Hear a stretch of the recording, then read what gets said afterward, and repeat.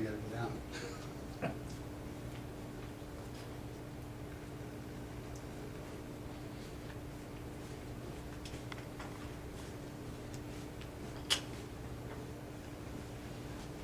Good afternoon.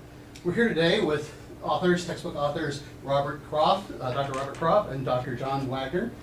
They are authors of the textbook, American Public Administration, Public Service for the 21st Century. And I'm looking forward today to asking them some questions about the book and about the topics so they can share it with our students at McDaniel College, Westminster, Maryland. Dr. Cropf is Professor of Political Science at St. Louis University. Received his PhD in Public Administration from New York University, NYU. Dr. John Wagner is Director of Bi-State Development Research Institute at Bi-State Development in St. Louis, Missouri, and received his PhD in Public Administration from St. Louis University. So, Bob, what brought you to develop the textbook in Public Administration? Well, I had been teaching public administration for several years, and most of the textbooks, in fact, all of the textbooks I used were very good. I mean, there were books that I would recommend to students during the time when I taught the course, but in each one, there were several things missing. So, I mean, even though one textbook that I happened to be using in a particular year might have most of the kind of things that I wanted in a course, none of them had everything. So I had to do a little, finally toward the end, before I wrote this, I began to piece together, kind of like Frankenstein's monster, you know, robbing graves and putting together a textbook from different chapters, you know, one from, you know, a guy over here, another one from someone else. But I found that to be unsatisfactory after a while too, so I've decided to bite the bullet and commit myself to the long-term endeavor of writing a textbook. And I'm glad I did, because I think I covered all the relevant material. What I think anyone who wants to know about American public administration, current American public administration, is covered in depth in the textbook. We cover civil society, we cover the role, the importance of the environment, in addition to the standard material that's covered in all textbooks, like organizational theory, the environment, or the context of public administration. In other words, the three branches of government, and, you know, just the general, all those things that you, when you pick up a typical textbook, you'll find that material covered. So that's covered in our textbook, but in addition to that, it also covers a lot of things that are important for people to know in order to become or to be efficient and effective public administrators in contemporary United States. Thank you. So brief follow-up, I know this is the second edition. With the first edition and second edition, how much time are you, when you said time, the investment in time to do the full textbook, about how long did that take? Well, there's almost no comparison between the first edition and the second edition. I think it was having John help me in the second edition expedited the process enormously.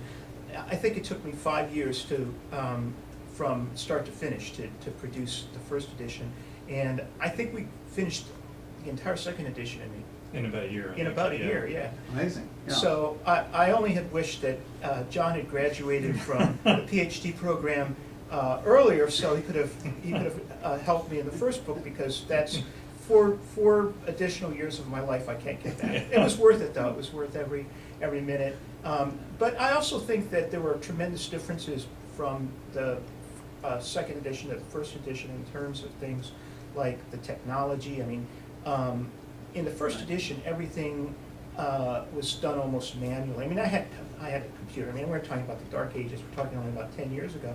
But, you know, some of the programs that we have today, especially like bibliographic programs like EndNote, sped things up incredibly. So, I mean, and the book talks about technology more in the first edition than in the second edition. It's more interspersed throughout the book in the second edition, but that's just the kind of things that we addressed.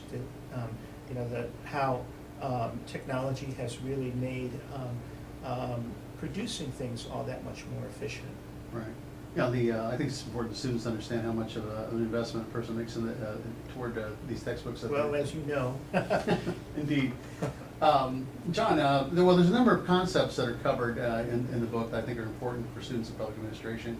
John, what do you mean when you write about the ecology of public administration? Well, I have a strong environmental background, and ecology is a term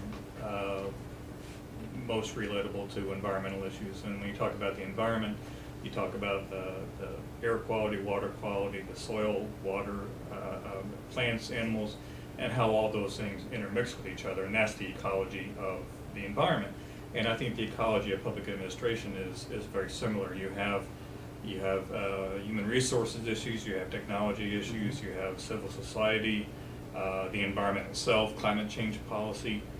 You have all these things that work that public administrators on a day-to-day basis need to be concerned about. So they can't just concern themselves, most of the time anyway, they can't concern themselves with one particular aspect of public administration. They also have to deal with administrative law issues. They have to deal with the environment. They have to deal with transparency. So they have to deal with all these things on an ongoing basis. So the ecology of public administration is important to be able to understand. It's like a model of an ecological model for administration. Sure, exactly, Okay. exactly. So they need to be able to understand how the ecology works, because one thing may affect something else, which may affect something else 2 layers down. So it can get quite interspersed fairly quickly, I think. Interesting, thank you. Another one of those concepts that you guys bring up is the concept of civil society and public administration. Well, as I mentioned to your in response to your first question, one of the absences that I found in all of the textbooks that I have been using, I used several in the courses that the Introduction to American Public Administration courses that I taught, was no discussion, or very little discussion, on civil society. And going all the way back to Alexis de Tocqueville and his discussion of voluntary associations and civil society in the United States. Civil society played and has played and continues to play an enormous role in American politics and in American society in general. And to not address the importance of civil society in any book having to do with government or government employees, I thought was a major gap. And so I wanted to fill that gap. The publishers, both for the first edition and the second edition, appreciated the inclusion of civil society because of the importance. They recognize the importance of civil society. And it's one of those things where I think their previous authors have not directly addressed the question of civil society, because there's kind of a, they recognize its importance, but they don't necessarily see of course I'm maybe off base here when I say they don't recognize. It's possible that they do, but they choose to not address it because its complexity in a textbook. But how crucial it is for public administrators, for people who work in government, to interact successfully with civil society, with voluntary associations, and neighborhood organizations, the community, nonprofit organizations. And it's very important for the future success of democracy, for the groups to work together. And so that's one of the things that I address in the book, is this idea of the importance of the interaction and how civil society can actually contribute to successful government, through things like co-production, but not just co-production. John, did you want to say something? I think it's been more, civil society has been more classified in terms of a sociology issue in the past, but I think it's being increasingly recognized as a vital component of the ecology of public administration too. So So they're related. Yeah, because Definitely. you have less civil society starts to go downhill, then next thing you know, like in the study of small towns, the towns don't do as well. They are not, for whatever reason, and you look around and think, oh, civil society is starting to erode a little bit, and maybe that's one of the reasons why. So it's an important link in the ecology of public administration. Excellent. Yeah, I see that.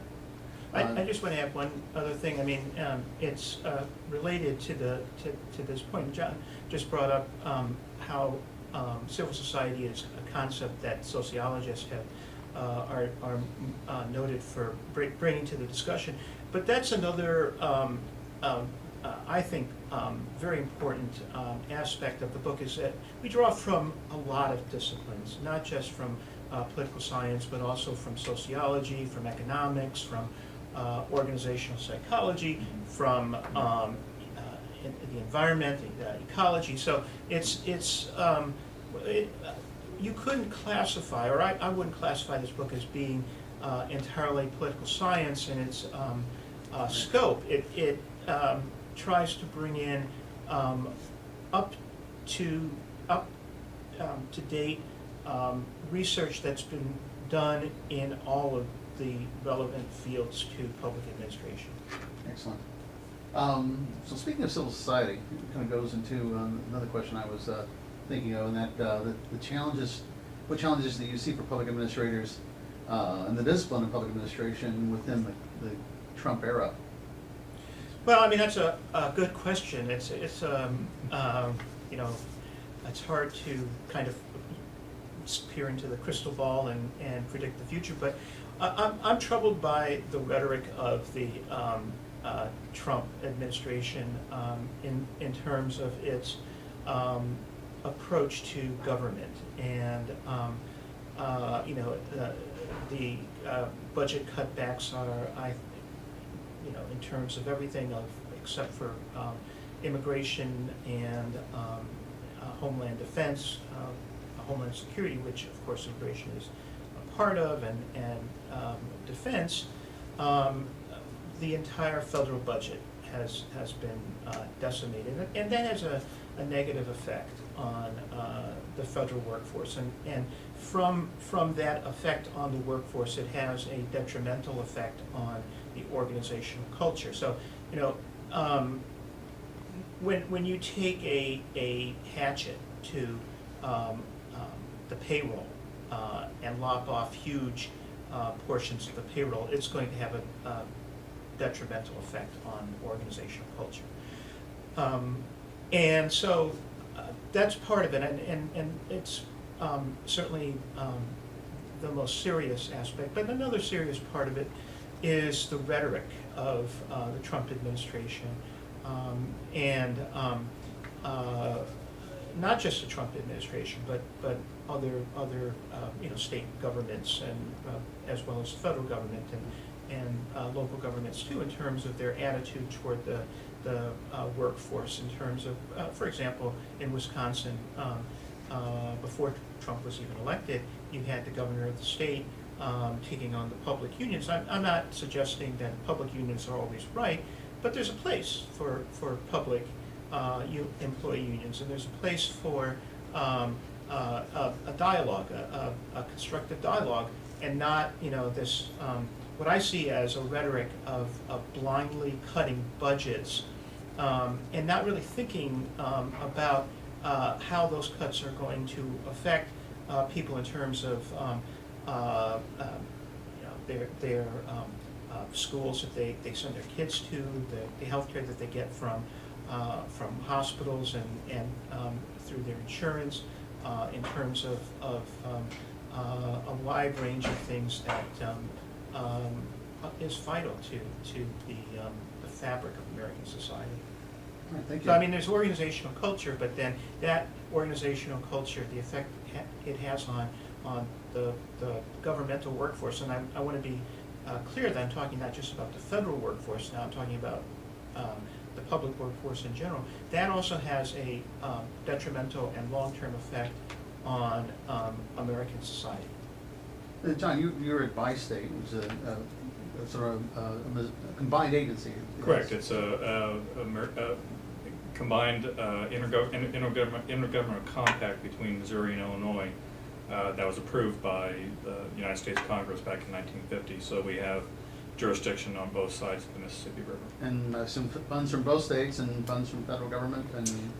Indeed, a lot of funds from the federal government, as we are the public transit agency for the St. Louis region. So we've been concerned about how some of the issues that we deal with, public transportation being first and foremost, whether or not that's going to continue at its current level, and if not, then how do we make up the shortfall? Do we do it locally, regionally, or from state level?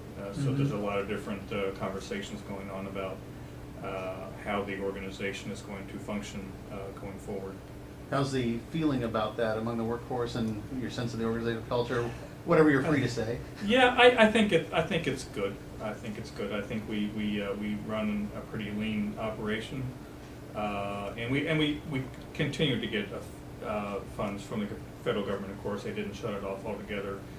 What we get now was obviously approved a few years ago, so it's maybe in 2 or 3 years how's the landscape going to look, but we're looking more at a variety of grant options. Do we look at the state? Do we look at private grants for a variety of issues, and even private dollars? As we this last week opened a new train station for our Metrolink, which is one of only 2 infill stations that's been done around the country in the past several years, the Cortex station, and that was actually the result of a massive public-private partnership between Bi-State. We got a Tiger grant for $10.6 million for the station, and then we received private dollars from Washington University and BJC Hospital for the rest of the other, which is about half private, half federal dollars that went into construction of that. So it's a great use of public funds and private funds as well. There's kind of an ecology to this. Yeah, indeed there is. Yeah, there is. There's a lot of and the investment that it brings will to the Cortex station, Cortex area will hopefully increase ridership. So there's definitely an ecology. For those who aren't familiar, the Cortex is a technology corridor that's been. Correct. It's a technology corridor that involves St. Louis University, Washington University. A lot of high-tech startups are centered around Cortex, so it's just a great area. Right. It's one of the I guess what you might call in the innovation districts. That's a pretty good size when that came up in the past few years. Right. Thank you. Which gets me to the other. We were talking about ecology again. Why did you guys add the chapter on climate policy, climate change? That was new, and its own chapter. Well, other things were. It's just an interesting fit. I was just wondering what brought that. Yeah, up. I think we took the what was the other chapter and took those issues and interspersed them throughout the other chapters as appropriate. And we both thought the environment was a critical issue, and even more so now as the Trump administration has cut back a lot of the environmental regulations. But the environment is something that public administrators will have to deal with on a day in and day out basis. Literally, they're right in the middle of it. Whether or not it's to the minute level of if you're at a local level and you're dealing with landscaping issues. Well, what landscaping is going to flourish as climate change proceeds? I mean, what are the best trees to plant now as opposed to several years ago? What can we do to mitigate some of the environmental damage that's been done for the past several years, and how can we take advantage, more importantly, how can we take advantage of ecological services such as stormwater mitigation, air pollution, decreasing levels of CO2 naturally through the means of planting more trees, certain kinds of trees. How can we take advantage of ecological services in the midst of our communities to lessen some of the environmental issues and just make the environment cleaner? And it goes back to having the environment around us be better, and not only physically, but also there's a psychological issue for having a cleaner environment. Not necessarily going to a state park or a national park to be around the environment. It's what you're around every day. Right. Excellent insights. Sort of two questions to both of you in closing, and one is, what advice might you give students who are working on master's degrees in public administration, and what are you two doing next? My advice is to, in your education, to be as broad as you can be. I said earlier that this book draws upon a lot of different academic disciplines, and I think that's very important for anyone who is graduating in the 21st century, who's going to go out into contemporary American society. It's a diverse society. It's multifaceted. There's a lot of it's not just diversity in terms of ethnicities and races, but diversity in terms of thinking about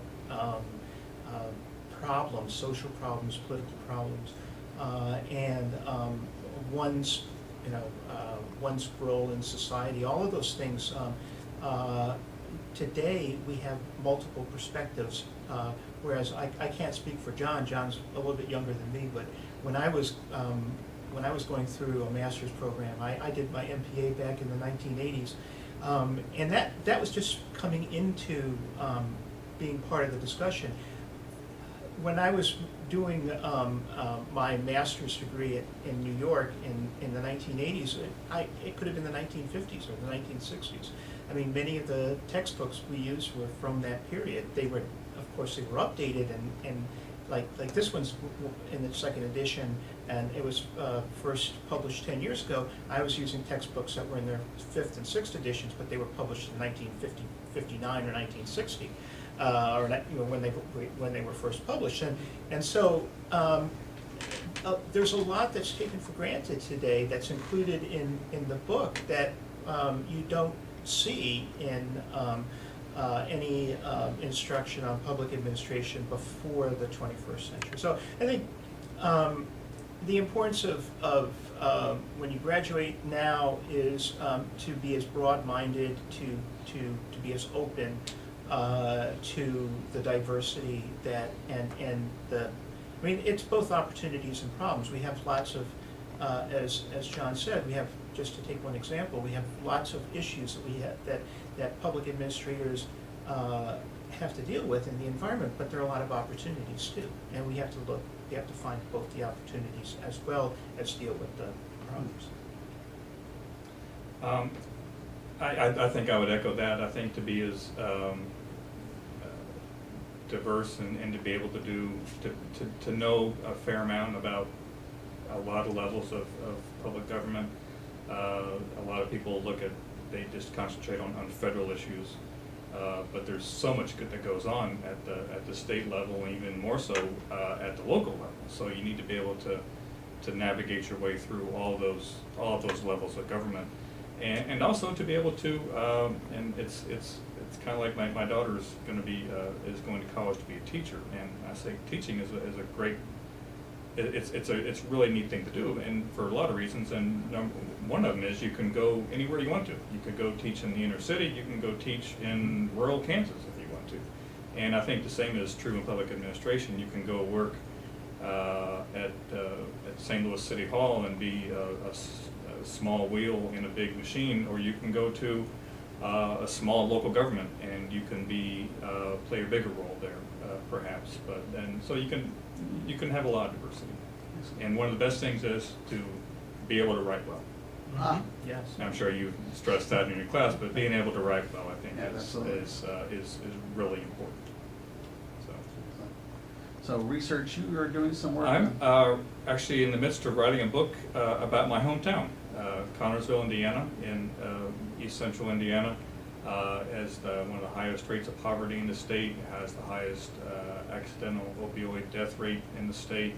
So I'm looking at that from when I was there growing up in the 70s and 80s and in the early 90s, and then and comparing it to other towns in Indiana of similar size and location, and that are succeeding, and what are those towns doing that Connersville could do. Of course, a lot of it's about economic opportunity, but I think it goes into some small town cultural type issues, some civil society issues that we talked about. So hopefully it'll be a eye-opening book.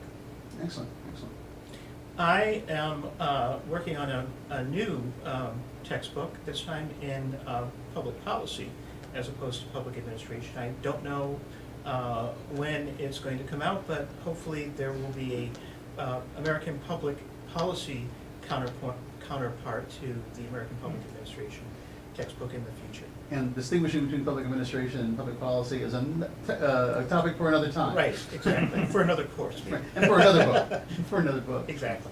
Well, on behalf of McDaniel and on behalf of my class, I thank both of you for this interview. As I sit here thinking, I hope that everything is recorded. And then that they could hear my questions. So thanks once again, and You're quite welcome. Yeah, you're welcome. Thank you. Thank you.